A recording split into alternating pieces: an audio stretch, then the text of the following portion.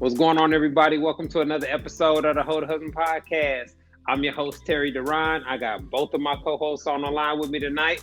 What's going on, Jay? Not much. What's going on tonight, fellas? Man, looking to get into another great episode for tonight. But want to quickly remind you, you can catch us on Grind City TV. That's Tuesday nights, prime time, 7 p.m. Eastern Standard Time. You can download it on your Roku TV app and also on the Google Play app. Also, you can give us a follow on TikTok at hoetohusbandpodcast, as well as follow us and give us a like on Facebook. All right, T. All right. I also have my other co-host on the line. I got my man SD. What's going on, bro? Man, same old, man. I want to give a shout out to Brother Soul Productions for keeping the background music fresh all the time, and to let you all know to donate to the podcast Cash App and PayPal. I want to remind everybody that y'all can catch the audio playback of the podcast every Monday at 4 p.m. Central Standard Time on thecore94.com. We got a real interesting episode tonight. Tonight, we're going to be focusing on youth and beauty. And so we'll be talking, we'll be discussing how a woman's youth and beauty impact her dating experiences in a variety of ways. But before we get into our topic of the night, y'all know how we do it around here. We like to discuss things that we've seen on our timelines or things that have gone trending. And we got a couple of interesting topics today. The first video that we're going to look at is a video of Cardi B talking about why she hates being famous. Let's take a listen. I can't. I hate fame. I hate being famous. I hate it. I hate it. I really hate it. Let me tell you something. If y'all ever wish to be rich and famous, don't wish to be famous. Don't wish to be famous. Wish to be rich. Y'all see me these couple of days, right? Y'all see that I've been partying, going to the club with my nigga, everything, blah, blah, blah. Y'all see that I've been in a good mood. Once I step out, once I start doing anything that has to do with anything that will go on social media, it's always bad. I'm so sick of it. I hate it. Why me? I feel like God cursed me with fame. Dead ass. Dead fucking ass. God really. All right, now I can understand how she would reach that point where she feels that way. But the irony of that is you became famous through through reality TV and social media. And those are both things where, in order to even be involved in it, you have to be seeking attention or clout to some degree. Exactly. But man, the trolls on social media are real. And I'm not even famous, and it's impacted me, and you know what I'm saying, how I move and handle social media. So I can totally imagine why she would feel that way. I start with you, SD. What did you think when you saw the video? Cap. That's what I think about it. That's what I think about it. Listen, don't blame God. All right? You chose to be. You were a stripper before you was famous. Like, this is what you wanted. This ain't God cursing you. This is the path you chose. Second shift at McDonald's is always open. You can always go to second shift at McDonald's. So don't blame God when this is the life you chose, and the guy you chose is also in the life. So your life is going to be out on Front Street all the time, much like your titties were when you were dancing out in the open. So it's cap for me, man. Yeah. What about you, Jay? I agree with SD, because what she's saying, it's diametrically opposed to her actions would say otherwise, right? She did things on social media to get clout and get attention, get notoriety, right? So true. And now you got what you wanted, and now you're saying you hate it, but yet you still continue to post on social media, because nobody says she has to have a social media, right? Listen, think about this. Jay-Z doesn't have a social media. I mean, he went on Instagram for like an hour, quick 15 minutes, and he deleted it after 1 million followers and deleted it. Yeah. Okay, let me be devil's advocate. Okay. If you were somebody that was famous prior to social media, then you don't need social media. You know what I'm saying? Like Will Smith just got on social media. Jay-Z, like their household names without social media. But if you somebody that's become a celebrity within the last 5 or 10 years, you absolutely need it if you want to become one in the top of your industry or one of the most recognized. And when you're in an industry where streams, sales, imagery, like you getting branding deals, all that stuff comes into play with your social media. So I agree. I wouldn't say that it's necessarily capped, because your feelings on something can change as you experience it. Like, you don't really know what it's like to be rich and famous until you're in that predicament. Right. And so what you saying when you wishing or you broke? Hell yeah, everybody wish they had a Rolls Royce when they broke. You know what I'm saying? Like the things that you do, but everybody ain't taking it to the extreme, like you said. To be a stripper, you gotta be seeking a certain amount of attention. That's you know what I'm saying. And when she was dancing, she was like, yo, she was one of the most popping strippers out there, which means her name was ringing out and people knew who she was. Like, now it's just a different level because of social media, and you can see all of these different right and things. I think what is, she likes the parts that benefit her. Now, with anything, listen, you got to take the good with the bad here. Just like here, we have, plenty of followers, fans, and everything that like what we say, and we have, critics and detractors in this business, right? But she wants all the good parts, she wants the benefits, but she doesn't want to take in the bad. And yeah, sometimes that's the downside of social media. But to say, oh, I wish I wasn't famous, trust me, she would rather be where she's at right now than to be, a nobody here. That's what I'm saying. I guess you're right. That's the path she chose, because the people that get what she is suggesting are usually the producers, the people that are behind the scenes. You know what I'm saying? Like the writers, the songwriters, people that you might know their name. There's plenty of people in the music industry I can name, but I don't know what they look like necessarily. Mm-hmm. So they can still go to the grocery store. They can still show up at family functions and things of that nature. So I just think it was interesting, because we see how much people, especially women, do for clout. They want to be seen, they want to be viewed as sexy and all that. They want to be able to make money off posts and monetize social media. But once you become a name or a face that everybody can recognize, it's gonna have some type of negativity. Yeah, but you know what it reminded me of real quick? Did y'all see the documentary with the Bulls, Michael Jordan documentary? The Last Dance, Yeah, when he was like, man, I hate being famous. He's sitting in his room and he like, man, I can't go nowhere. He can't do nothing. And there was no social media then.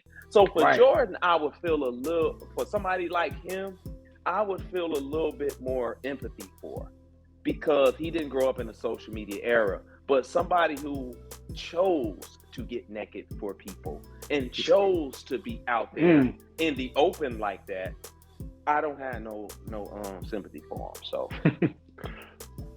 I can feel that. All right, now this next topic I have a lot of sympathy for, man. These type of stories really piss me off whenever they go viral. But there's a video of a guy that served 5 years in prison for back child support. And he finds out that the child that he went to jail over is not actually his. Let's take a listen. That's right. In the case of, you spent 5 years in prison for failing to pay child support for the defendant, Ms. Sears' son, Dylan. That's right. In the case of Manser versus Sear, Dylan Sear. Mr. Manser, you are not his father. Oh, man. 5 years. Man, that's brutal, bro. Man. Like just any guy that gets the "you not the father," a lot of them are happy because they knew it. They was arguing like, man, that ain't my baby, whatever, and so they feel vindicated. You know what I'm saying? Like, if that was your stance, I get it. But if you was at least attempting to take care of the child or treating it as if it was your own, and you find that out after what he went through, man, furniture probably would have. I probably would have got arrested. You know what I'm saying? Like, I can't. I can't see No. myself handling that in a civil way. You know what I'm saying? Like under those circumstances. Well, see, a lot of times this is what happens when you. I can't really say that because I understand the whole thing with child support Right. a little bit. Like when you go to child support court and you're ordered to pay child support, at least in Illinois, they ask you, hey, do you want to have a paternity test before we do set this amount? And you can have a paternity test. Okay, I didn't know that. Before in Illinois, yes. I don't know about the rest of these states. I don't know where they at, but most of them you can before you actually agree to that child is yours. You know what I'm saying? So if he had that opportunity at that time and he declined, and then he went into arrears because of back child support or whatever, that's on him. But you know, to me, I personally think that should be DNA mandatory. test should be mandatory at birth. I don't even care because there's backlash for a guy even simply wanting a paternity test. So even in the situation you described, where a man can have a civil relationship with the baby mama and she puts him on child support, you want a paternity test? He says yes. She's gonna take offense to that. You know what I'm saying? Like and it's going to be used that's kind of the seed that creates the bitter baby mama. Because it was like, oh, you questioning me and I was loyal to you and I'm not a hoe, and like it turns into a whole big thing. Exactly. So I wish it was mandatory so that would take the burden off the guys. I couldn't agree more. It should be mandatory at birth to get a paternity test. So this way you don't have situations like this. But see, it's seen as taboo because any type of accountability on a woman's part is just seen as taboo here. Think about this. You know, child ended up being not his. He was in jail. Where's the accountability for the mom of that child here? No penalty. We don't hear anything. No, you ain't gonna hear nothing. But there's a reason why 80% of the men on Maury Povich is not the daddy. These women be cheating as much as the dudes do. Exactly. All right? Don't let them fool y'all to think that they're not doing it. Like, these women are cheating just as much. So it's only smart for men to request a paternity test, even though it's gonna cause issues. I don't care if y'all still together or whatever. It's gonna cause issues because so what are your thoughts? It's an insult. One of the most controversial posts, me and my wife argued over this post, was one where the guy went and got the Walgreens paternity test where you swab the kid and get it tested or whatever. He went and got the kids tested without discussing it with the mom. Now, he was a crash dummy because he should have got rid of the results, you know what I'm saying, once he confirmed that they was his kids or whatever. But just the fact that he got the test done, his wife was ready to leave him over it. Of course. And so me and my wife was offended. She got offended over that. You know what I'm saying? Like, man, if you would have did that to me, you know what I'm saying? So she was howling her feelings over it. I was arguing with her. I'm like, listen, women can't tell men how they gotta confirm paternity. Like, that's the one island women need to shut the hell up in, because you cannot ever have the perspective of a man. You don't never have to question your maternity. So that's the one area where women can't be trying to advise men or tell us how we have to do something. I think I think it's totally within his right to ask for a paternity. Now listen, if the guy, I remember that topic. I think we covered that a couple of years ago. At least if you're gonna do that, don't be sloppy with it. Just leave it around. At least throw it away. But but at least guy has a right to do that, right? He should. Me, that's smart. Because here's the thing with this situation here, it's not an anomaly. I think there's more and more situations like this. It's just the ones that we know about. Yeah, man. You just gotta be smart with it. But he probably gonna, if she stay with him, bro, gonna be sleeping on the couch for like a year.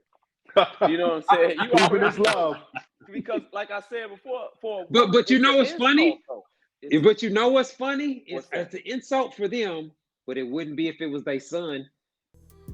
If a girl accused their son of being her baby daddy, they don't have no issues with paternity tests. You know what I'm saying? Yep. Like, so it shows you how hypocritical women can be when it comes to topics like these. And especially paternity, that's always a hot topic because that's a crucial thing. You know, like one of the most popular TV shows of all time, Game of Thrones, was centered around false paternity. You know, the queen is cheating, and the people that everybody thinks is the heir to the kingdom ain't really shit. They ain't got no DNA from the royal family. You know what I'm saying? Like, so that's stuff like that. That's why they had the song or the saying, "Mama's baby, Papa's maybe." You know what I mean? Yeah. And as Papa, you know, you gotta pay out here for, you know what I'm saying? Your part. If you any type of stand-up man, quality man, you're gonna take care of your kid financially and with quality time also. But we just talking about financially right now.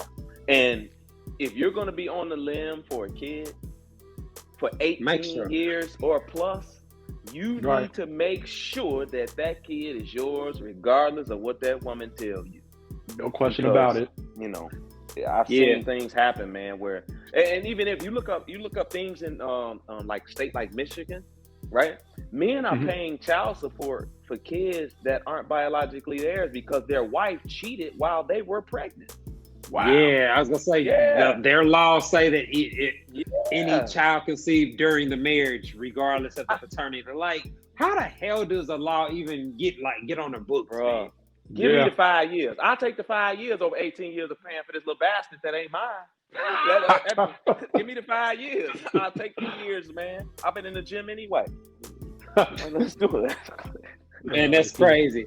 Let's keep things going, man. We haven't been able to get to our DMs in a couple of weeks. So we'll hopefully we can try to respond to a couple of questions that we had in our DMs. If you're interested in having your question answered on the podcast, make sure you hit us up on our Hold a Husband Podcast Instagram page. Jay, what we got in the inbox, bro? We got our first question right here out of the New York City tri-state area. So our first question is Risa out of Jersey City, New Jersey, and she wants to know, how do you tell a man that's financially irresponsible and needs to choose between parting or being in a relationship? I think that's a bad well, you should never try to get in a relationship off of an ultimatum. I think that's a bad practice, period.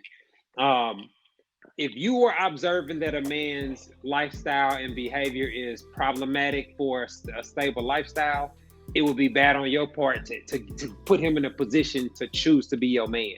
Like, because you're already starting off in a bad position because you're going to have to hope he makes the right decision that's going to be better for you long term. Right. So I think sis is operating from a bad place to begin with. Exactly. I say, listen, if a guy shows that he's clearly financially irresponsible, then I don't think you should get in a relationship with him, because getting into a relationship isn't going to change the fact that he's financially irresponsible, because I don't think it's anything you're going to be able to tell him that's going to change that. So it just wouldn't be practical on your part to try to get in a relationship with that guy. What about you, SD? Man, leave. That's how you deal with it. Because listen, the red flags you ignore in the beginning is the red flags you'll leave 4 or 5 years down the line, and maybe with a baby. So it's best that you just leave that alone. Like, I don't know how old dude is. Like, I would be more inclined to give him a pass that he's young, 25, 26, something like that. But if the dude is 34, 35 years old and this fool still want to party instead of paying his light bill and all this other stuff, that's not the type of grown man that any grown woman should want to be with in any way, shape, or form. You know what I mean? If she's looking for something serious. Because that dude can't lead his own life correctly. Where in the world is he going to lead you to if he can't do nothing with his own life?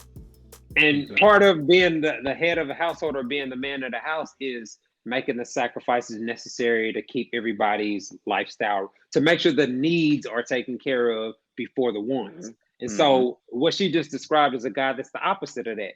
The dude that'll go get paid, go get a haircut, go get some weed, go get a new outfit, some new J's, and then worry about his bills next week.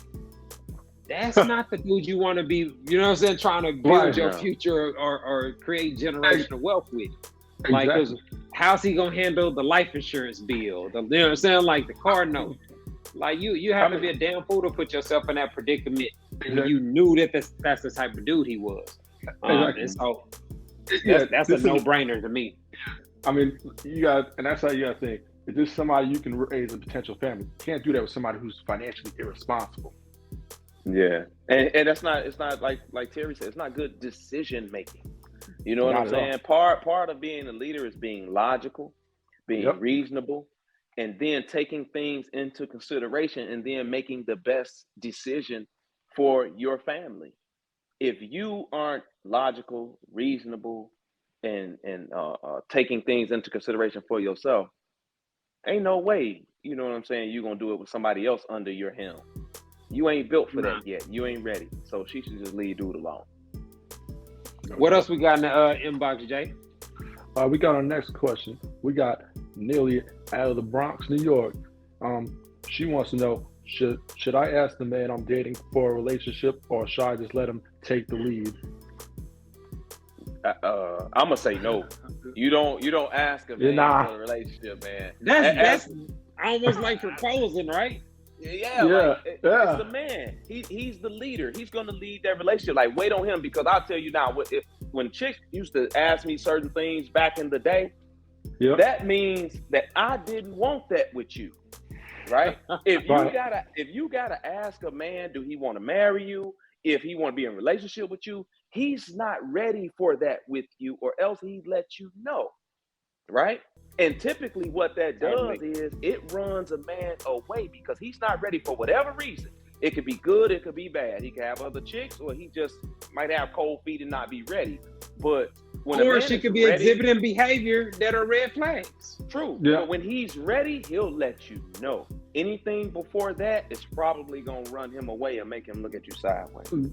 But see, in my opinion, I think if anybody, right, I don't understand how you could be dating somebody, y'all talking, y'all texting, y'all having sex, y'all going places. How do you not have conversations about where they want their life to be?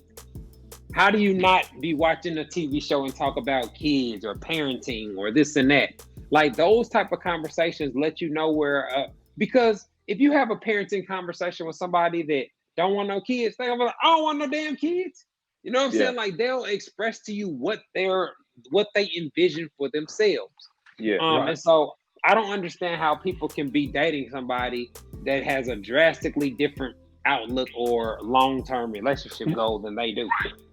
I mean, I don't think you should ask him for a relationship. Like, you should just let him take the lead, because it reminds me, Terry, of the post that you had, like, when you come into a relationship stating that you want a relationship right out the gate. So when you're trying to ask him, it's almost like you're trying to force a situation. It's like trying to fit a circle. Well, it's a passive aggressive way of doing it, because what happens is, like, all right, boom, first date, y'all chilling, and I'm looking for a serious relationship. Well, even if you could be like, well, I'm just looking to see where things go. The fact that you continue dating her and smashing her, she's going to be able to hold you to the well. You knew I wanted a relationship and you led me on. Like, it creates the door for her to blame you if she doesn't get what she wants out the deal.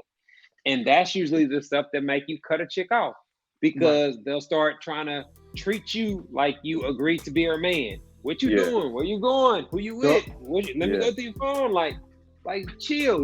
You not that, and then you have to start. You not my girl. You got to start hitting them with the, you know what I'm saying, like the disclaimers to remind them what the situation is, and that's what turns it into a situationship. But you know what? Nowadays, a lot of men now tell these women, hey, I ain't looking for nothing. I don't want no relationship now. A lot of women think that they will be able to change his mind through sex, through really loving him, showing him something he never had. And then 6 months, a year down the line, they like, okay, should I ask him to be in a relationship? Sweetheart, he's going to kindly remind you of what he told you a year ago. I told you, everything you did was in your own free will. Voluntary. Exactly. And just like a guy that is begging for a chance, offering to take you to out of the country, offering to pay your car note, money. like you're gonna remind him, I didn't ask you to. You voluntarily did those things, sir. But you sent right. me that birthday cash app on your own, sir. You know what I'm saying? Exactly. But same vibes. Here's the thing: when a woman says, "Should I ask?" A lot of times, when a woman asks to be in a relationship, she's gonna go approach like, "Hey, what are we? Because we can't just keep doing this. You know, you're doing boyfriend stuff. I can't just keep giving you benefits, wifey benefits." Ultimatum. That never works. Not boyfriend stuff. Ain't no such thing. Boyfriend stuff. Yeah, I say that stuff. I wasn't even your boyfriend. Yeah, sweetheart, exactly. You juggled both my balls. I wasn't your boyfriend. You juggled them both. I wasn't your boyfriend. I didn't have to be your boyfriend for you to do that, sweetheart. So what boyfriend stuff are we talking about? I held your hand. I cuddled with you. That's not boyfriend stuff. To men typically don't believe in boyfriend stuff. You know what I'm saying? Or doing things like that. You know it's just us enjoying our time or companionship. Like it is what it is. But think about how much women put weight into doing stuff like, for example, cooking for you or doing laundry for you and things of that sort. Yeah, but you know what they ignore? They ignore everything you do for them. They ignore all the dates that you pay for. They ignore the trips that y'all might go on or the gifts you might give them and the same amount of sex that they're getting from you. They ignore that and put their sex on a pedestal to think that it's so much different from yours. Like, you know. It's a gift. Yeah. Their perspective on the interaction between men and women is drastically warped for a variety of reasons. No doubt. It looked like we up against the clock. We're about to take a quick break. When we come back, we'll be getting into our topic of the night, youth and beauty. We'll be talking about how a woman's youth and beauty impacts her dating experiences. Y'all are tuned into the Hold a Husband podcast, and we'll be back momentarily. Hi, I'm relationship coach and author Terry Duran, and I am pleased to announce that my book, It's Not That Complicated, is finally available as an audiobook. So if you don't like to read or you just don't have time to read a paperback book, this audiobook is perfect for you. You can listen to it while you're in your car, while you're at work, etc. In the book, I break down how husband material men think and operate in regards to sex, love, and relationships, and I provide real quality insight on how husband material men approach dating. The audiobook is available on audible.com and on iTunes. All you have to do is go to one of the websites and search for my name, Terry Duran. Go download your copy today. All right, y'all. Welcome back to the Hold a Husband podcast. Tonight we are talking about youth and beauty, and we're talking about how those two things impact a woman's dateability and her desirability on the dating market. Now we know we always talk about women have a biological clock, time is ticking, how a woman's dating experience is drastically changed once she hits the wall, etc. And really, those are all referencing youth and beauty because those are the two things that women can't necessarily pay for, and that they're extremely valuable on the dating market. So I wanted to just ask y'all, when y'all see a couple or people that are dating and there's a drastic age difference between the two, do you question it or does that raise your eyebrows any? For me, it don't really raise my eyebrows like that unless unless it's a huge difference. Like she's 20 something and this dude's 70. Then I'll be like, that's your granddaddy? Yeah. He your granddaddy, he your sugar daddy. That's what raises my eyebrows. But if I see somebody that's 20, a woman that's 25 and a dude that's 40 or something like that, I really ain't thinking about it. Or the reverse like that. I ain't really thinking about it all that much. I agree with that. I don't think no. Like I said, unless one is old enough to be that woman's father or vice versa, she's old enough to be his mother. And it's like, okay, what's really going on here? Yeah, I mean, well, see, I think that it depends on the age of the female, right? Like the age gap ain't necessarily an issue. 10 years, 12 years, that's not a problem. But Right. as long as the woman is at a minimum, I'd say 24, 25. Like if you Yeah. 18 and you a 32-year-old dating an 18-year-old, I'm looking at you. I'm looking at you. Like Right. that's suspect to me. You know what I'm saying? Like that ain't pedophile, but you Borderline. pedophile like. You know what I'm saying? It's borderline pedophile. You was, yeah. You know what I'm saying? Like so. To me, I think it's the natural thing for most guys is to date somebody, a woman 3 to 5 years younger. I think that's the most common situation you see. The guy's a couple of years older than the woman. But the things that make a man more desirable, financial stability, maturity, the ability to be a husband and father, those are things that come with age. You know what I'm saying? Like, so the men that are in their 30s and 40s, it's kind of like an inverse relationship with women, where a woman could still be fine and be getting a lot of penis at 30, 40 years old, but she's not going to have as many men that want to be her husband or build a life with her. Whereas a guy that's attractive, even if he's getting smashed a lot of chicks, almost all of them are going to want to be with him long term if he's a quality dude.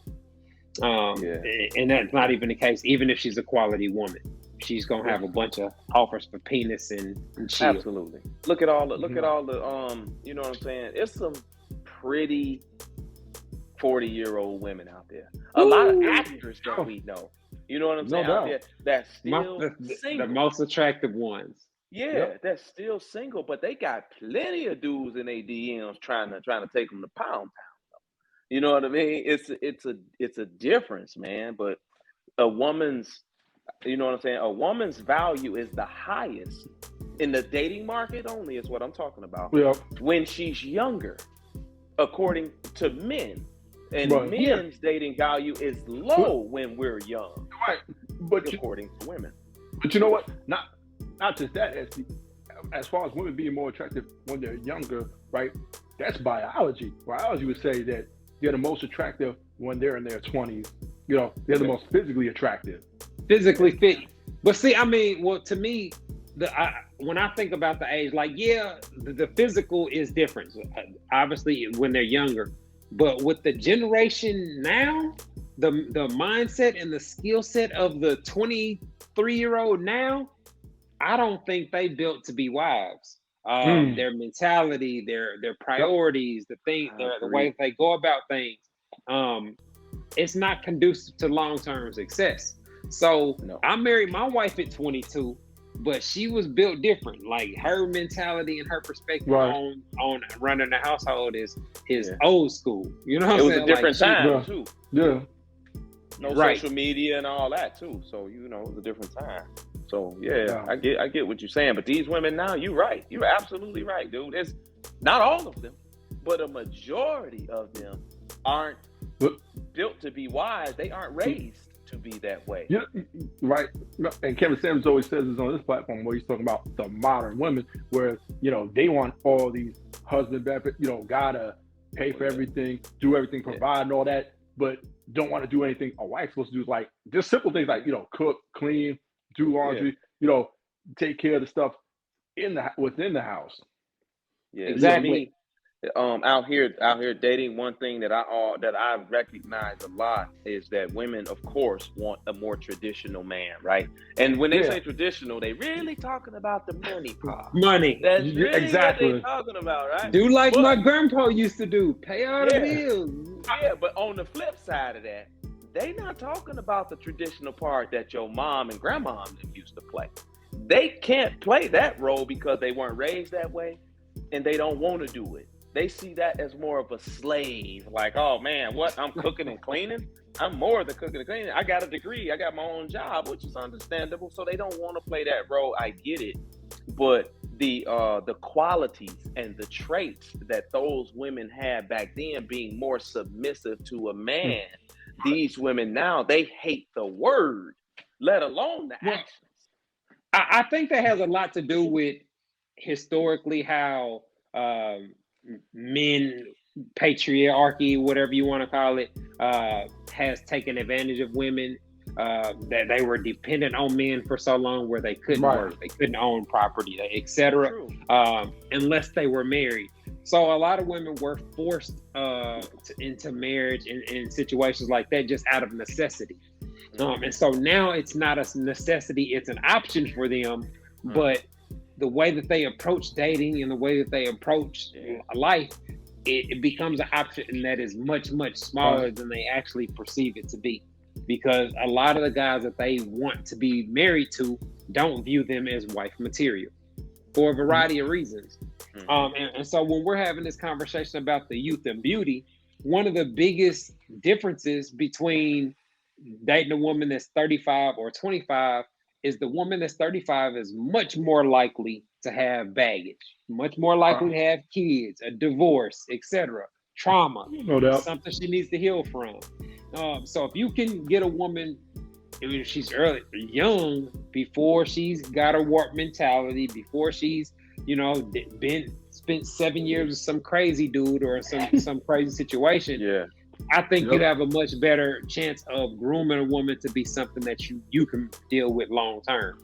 No doubt. Yeah. And not to mention, a lot of times at 35, right? A lot of times you might have a kid or two that you're bringing into that relationship. And let's just say a guy at that age doesn't have kids. He doesn't want to, take in somebody else's responsibility that, kids that he did not make. So that plays a factor as well. Yeah, see, me, I don't mind. I prefer single mom. Gently used single mom. What do you mean by gently used? Single moms. What do you mean by that? Man, what I mean is you ain't got 4, 5, 6, 7 kids. You know what I'm saying? You ain't got 4, 5, 6 baby daddies and all this here trauma.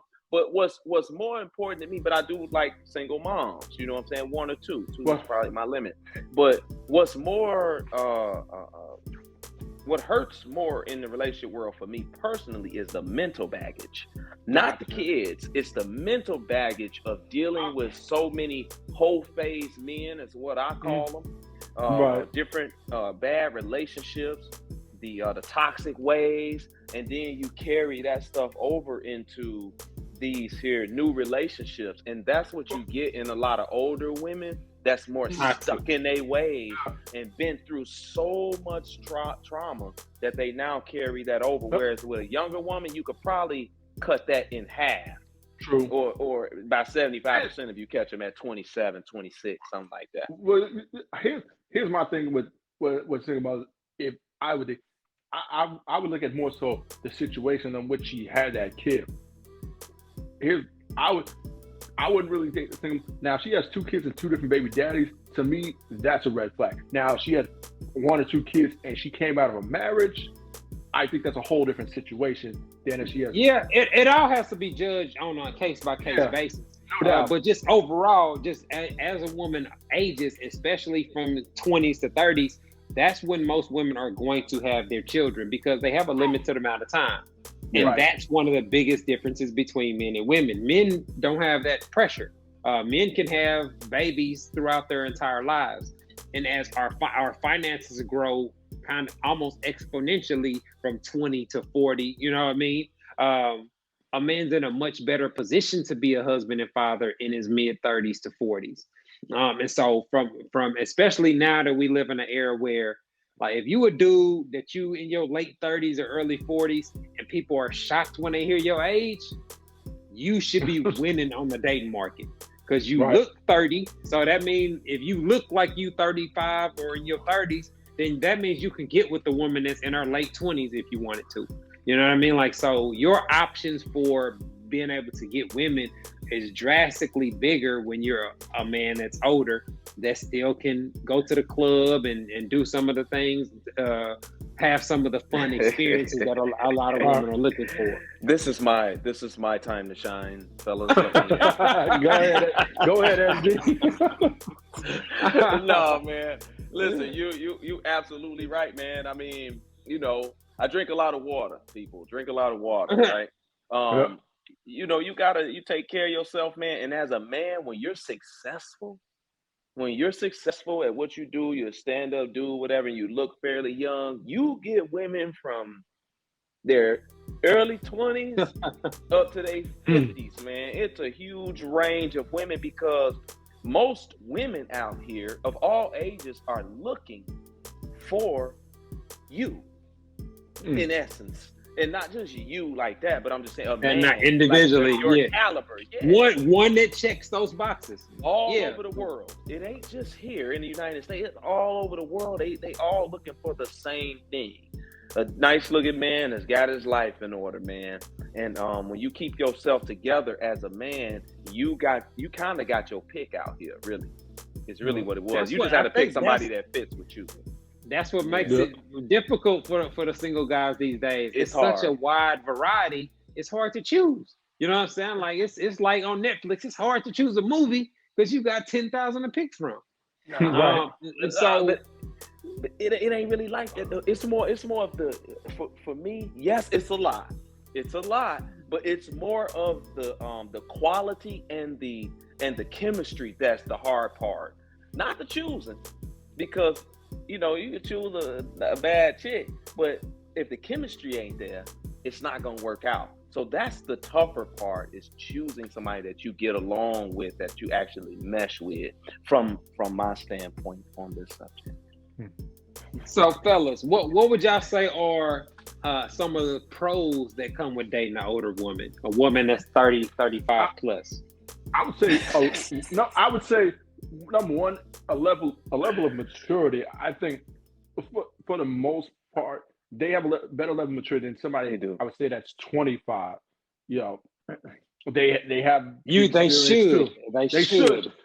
Yes, barring any emotional baggage from previous relationships. Yeah, man. You know what, man? I'm not even gonna lie to you. Like, older women are disgusting when it comes to the bed, man. They be like, these older chicks be different because they like, hey, man, I need to keep you around. These older chicks be different when it comes to the bed, man. You know what I'm saying? They be more inclined to be understanding with certain things that you have going on. A younger chick a lot of times want all your time, especially if she ain't got no kids or nothing like that. She want all your time and attention on her. Whereas an older woman is a little more laid back, and she's like, oh, I understand. You got this going on. You got that going on. So, just let me know when everything is good. So that's a couple pros for you. All right. So let's flip it. So what are some of the cons that you would say that from your personal experience as with the older women? What are some of the things that you would say are considered to be cons? Stuck in their ways with a lot of things, man. A lot of them are not really open to following a man, letting a man lead when they are older and established already. They ain't really looking like that for a man to come in and kind of take over and be the leader. They looking for somebody to come and stand side by side with them and be this partner where they're equals, right? Right. Until something happens, and then they then you got to be responsible. Yeah, but a lot of them be stuck in their ways, man, and have a lot more trauma, and some can be a lot more difficult to deal with. Yeah. Agreed there. I would say it's more or less the same thing. I'd say number one, bringing past relationship trauma, baggage into the next relationship. They deal with other guys, or they're projecting stuff that they dealt with previous men onto you. That can be problematic.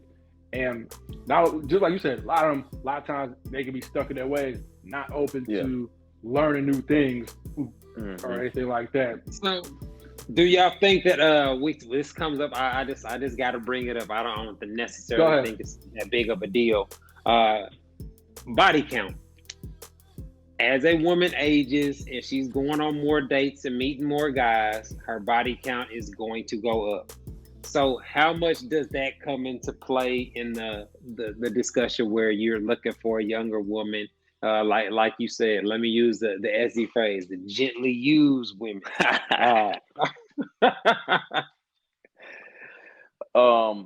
Man, I think for women, and this is just my opinion, body count, it absolutely matters.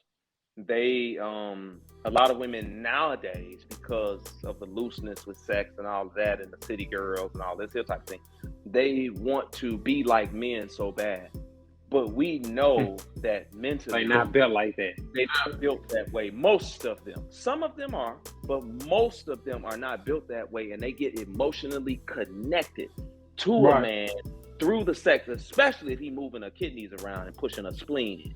Like, she's going to get emotionally connected to that man, and it's going to affect them in some type of way.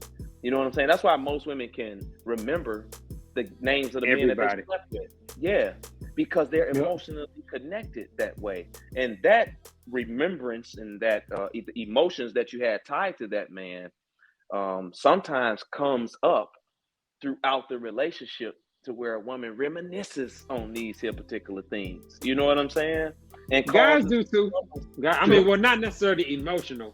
I think guys will reminisce on the experiences. Like, like you see something that reminds you of a certain chick or a certain situation. Right. Not necessarily how they made you feel. You can just remember. Yeah, see, that's different. Your feelings are connected to it. Women's emotions and feelings are connected to it. Dude, it might just be a hard on. It is. Exactly. Oh man, I remember her, and that'd be the end. Right. The thing with body count, I mean, I think it's dumb to ask a woman what her body count is, because you're never going to get a truthful answer, and whatever answer she gives you, there's no way to even verify that answer. Yeah, you don't know. You know, there's no way to know. But you should be able to see the red flag. Okay, is she for the streets or not? Most women they talk in kind of vague terms. They'll be like, "This dude I used to date," or "This guy." Like, they don't give you a name, so you just start writing a list, or you can start fact checking. They'll kind of just talk about their past in generalities like that. General experiences with this dude or this dude from high school, this dude back in college, to try to keep some type of deniable plausibility when it comes to their body count. Yeah, but I don't want to know. Like, if I'm feeling you and I like you or whatever, don't tell me nothing. I don't want to know about your body count, how you learn to get that sloppy toppy like that. I don't want to know nothing. Like, keep that to yourself. There's no need to broadcast it, because I'm gonna be paying attention to you anyway.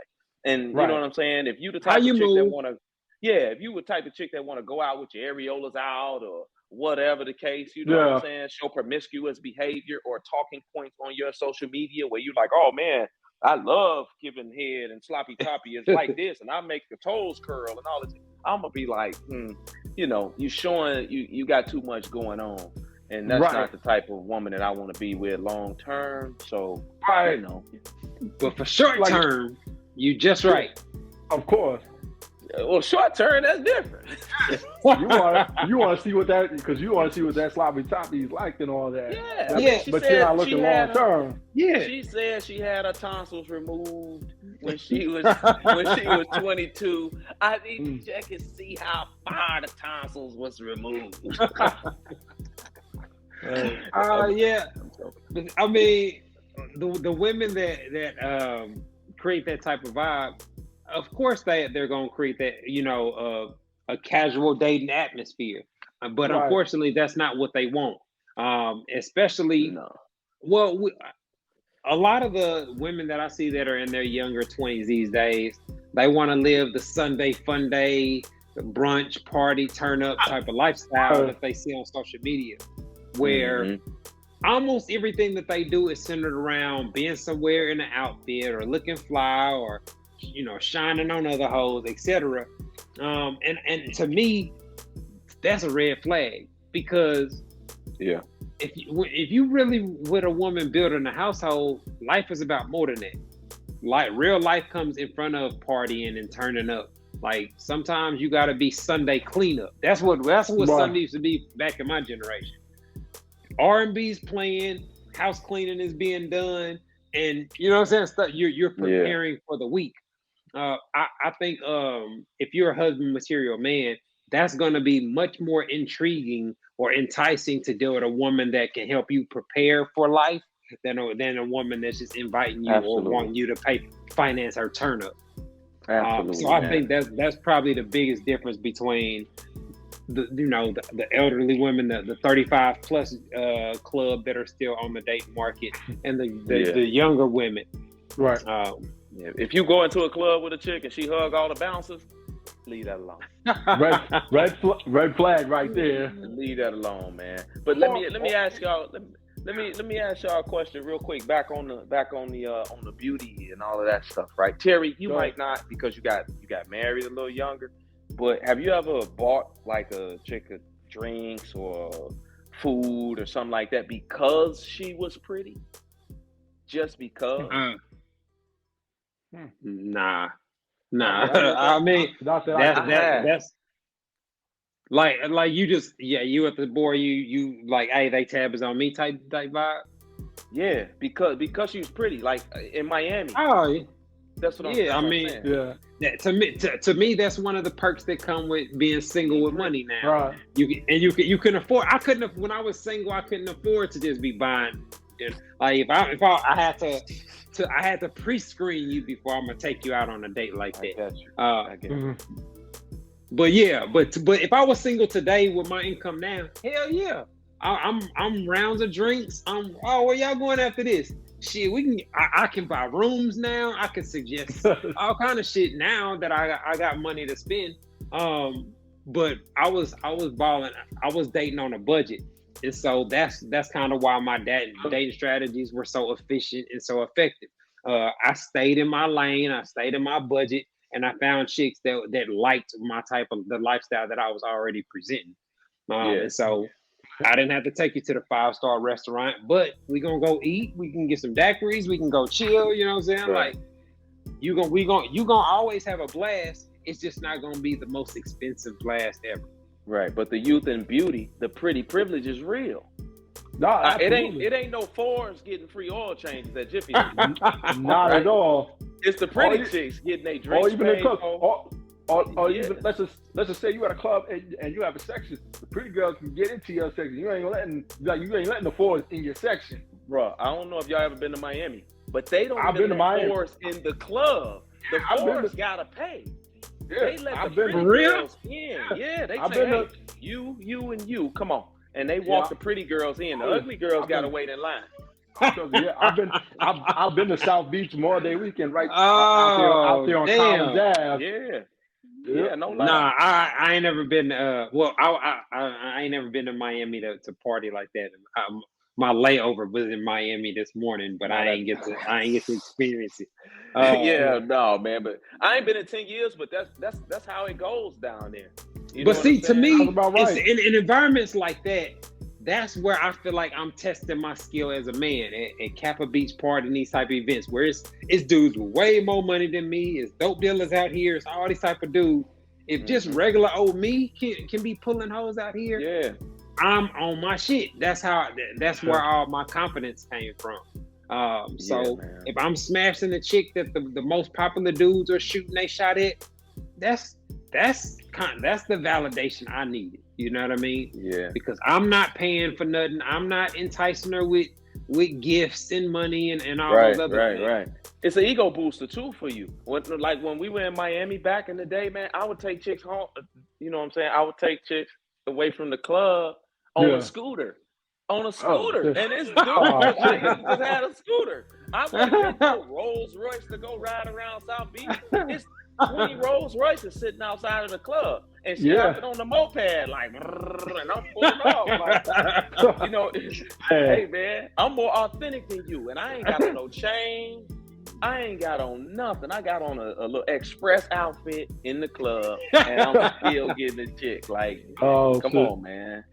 But the pretty privilege is real, man. With the chicks and their youth and beauty, man, it's real. So, well, the one thing about the conversation about the youth and beauty, it turns towards surgery, and body augmentation. A lot of women spend money or do things that temporarily may enhance their looks or make them look younger. Right. But we haven't really started to see how the BBL crew look when they hit their late 30s and 40s. Right. Because I think things is gonna look real. If you do that, I think you're gonna have to constantly do it. You know what I mean? To where you're gonna end up looking like Little Kim and all them, where You kind of look the same, the smile, the eyes, all the stuff. Yeah. With your face, the makeup. What do y'all? How do y'all think that's gonna impact the dating game going forward? Would you be okay with a woman that was only had 1 or 2 kids, but her butt's a little deformed? Deformed? I mean, she had a BBL when she was in her 20s, and now she's 38, and it ain't hitting like it was hitting. It's deformed? No. I mean, not. I ain't doing deformed. Well, maybe that's a bad word. A aged BBL. Could you handle that? I gotta see it. I can't say. I don't want nobody to hold my words in. Be like, you said with the BBL, like, man, that's fair enough. That's fair. That is. I would just say no, because I've seen some of the videos where some look good and some not so much. Some look like, you know, she got like a bag of bricks in her bag or something. I've seen those too. I've seen some that I couldn't tell. I couldn't tell one bit. And then when I went to Dominican Republic, I seen some of the worst body jobs I've ever seen in my life. And I was like, oh my God, what happened to Shorty? You know what I'm saying? Right. But so, I mean, it all depends, man, you know, because some of them are really good and you cannot tell until, you know what I'm saying, they take their clothes off and you like, man, you got shot right there? Oh, no, that was good. You know, it's like a little hole or something. You know what I'm saying? You know what that hole is from. They sucking that fat up out of there. So, you know, it all depends, man. Some of them really good. Some of them are bots, but I don't want to do bot stuff, man. I'm good. All right, man. Look like we up against the clock, y'all, man. This was a real interesting conversation. Before we get up out of here, man, I want to give a shout out to my man, Brother Soul Productions, for keeping us laced with our background audio. I also want to remind y'all to keep donating to the Cash App and our PayPal to help support the show. JSD, man, I appreciate y'all linking up so we can get this episode knocked out. We had to alter our schedule due to my travel, so I appreciate y'all coordinating with your boy. I think this is gonna be one of our real controversial episodes, but I really enjoy the topic. This has been another episode of the Ho to Husband Podcast, y'all. Thanks for tuning in with us. Peace.